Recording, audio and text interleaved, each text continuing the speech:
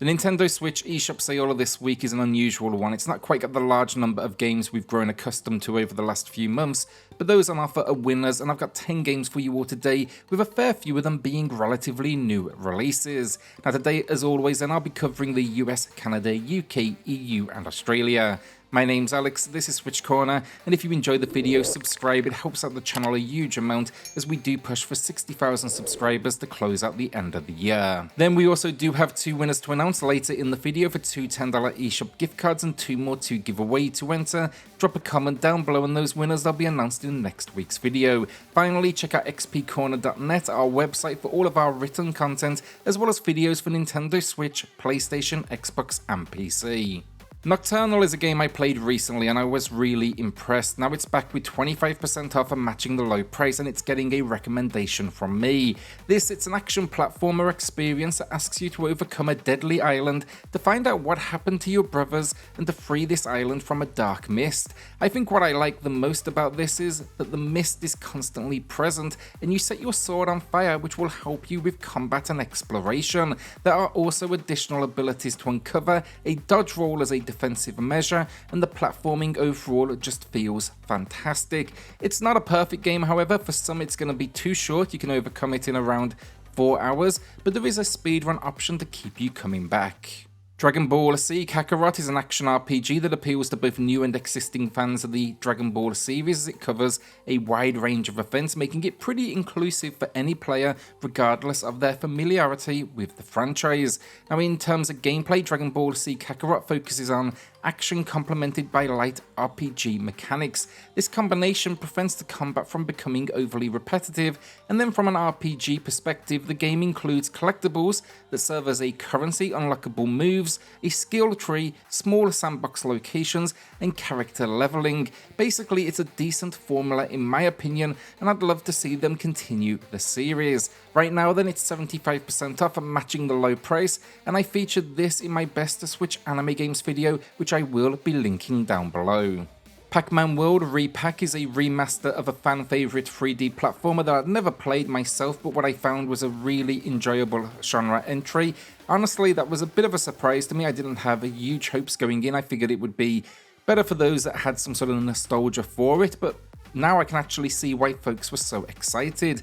Now, I'm not going to say it reinvents the wheel here, but it's a great use of the character. I love some of the level design, it gets creative with things, and the controls overall are fantastic. Problems wise, not a huge amount. Performance is choppy in a few areas, and I wouldn't say it does anything that will blow you away, but yeah, I was impressed, and this price, 60% off, a new low price, feels more than reasonable. Koa and the 5 Pirates of Mara, and admittedly, as you will see in my review in the pinned comment, I wasn't the biggest fan of this game. I thought Summer in Mara was awful, honestly, but this follow-up does get some things right, and that is when it's playing as a 3D platformer. It's actually quite good fun, and I enjoyed some of the boss encounters. The thing that let it down for me was the exploration in between the levels. It maintains the open world from Summer in Mara, and that just feels completely lifeless. I think for platformer fans though, there is still fun to be had here, and you can't deny that the visuals are charming at each location.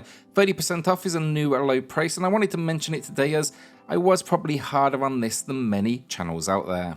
Souldiers is a funny one. I had a blast with it, but I can admit at launch it was far from perfect, and that's mostly down to some performance and technical issues that were consistent throughout. Now, however, they've been hard at work patching away, and it is considerably better. They tweaked difficulty, fixed up controls, and stabilized the frame rate. It's not locked, so you will see fluctuations still, but it's more than playable in my opinion. This is just a really fun Metroidvania with Souls-like combat. Yes, it's going to be difficult, know that going in, but the challenge is definitely worth it. The story then, we've been transported to a world on the fringes of the afterlife, and we are out to locate the Guardian before moving to the next world. The combat here is great fun. It's all about attacking, parrying and dodging. You can choose your own class, and then there's the occasional environmental puzzle as well.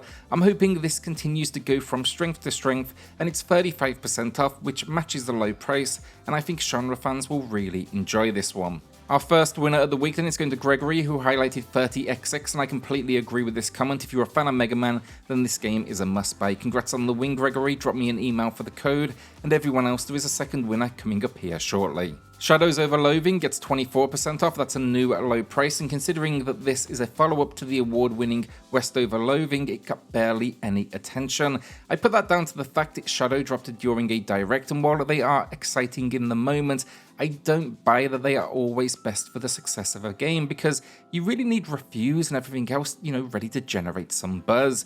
My opinion on the approach to release out of the way, however, this is a very fun game, much like the original, where it packs some unique gameplay mechanics, but it's really the humor that makes it so special. The story our uncle requested our help at his store, but when we arrive he is missing and now we must go and investigate. Expect cults and all sorts to follow that threaten to bring the end of the world. The gameplay for anyone that played West will be familiar, turn-based combat, exploration, items, stick figure graphics and all sorts of secrets.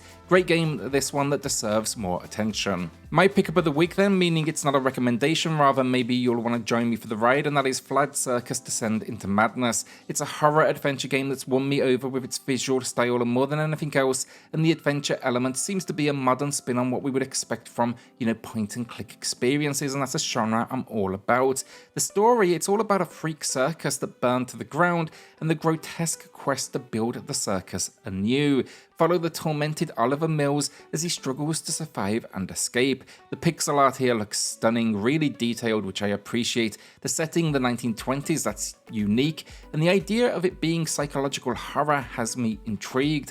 On this journey as well, we can expect 50 locations to explore and a whole lot of puzzle solving and survival to be done. Really curious to see how the survival mechanics here work. 20% off then is a launch discount, but it is a brand new game.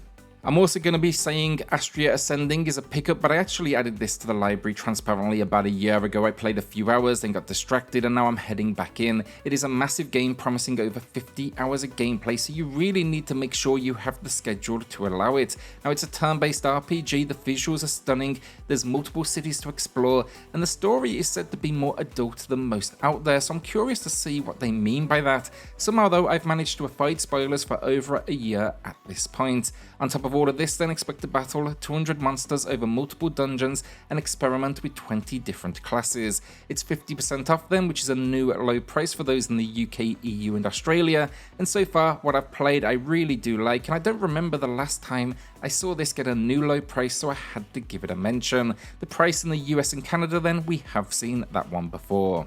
Fashion Police Squad is 25% off and matching the low price. This was a surprise hit for me to open 2023, a first-person shooter that leans into a vibrant world that packs a sense of humour. All the fashion is everything. Our job is to basically help those in need, so think those with suits that are too big or individuals that wear socks and sandals. What I like though, it's the weapons. Specific guns solve specific issues, like a goblin gun collects up socks, a sewing machine tightens up, suits, and that is just the beginning. Also, you get a whip which allows you to swing all over the place, that is great fun, and a special move where you slap people into looking decent at a high speed. The story, we're investigating who is behind the recent surge of fashion-related crimes. I'll link my review video in the pinned comments. Mr. Smiley is our second winner, who highlighted Death's Gambit and another quality game. The Afterlife Edition improved on it in so many ways, and it is a must-play on the Switch. Congrats, Smiley. Drop me an email for the code, and everyone else, drop a comment down below for your chance in next week's video.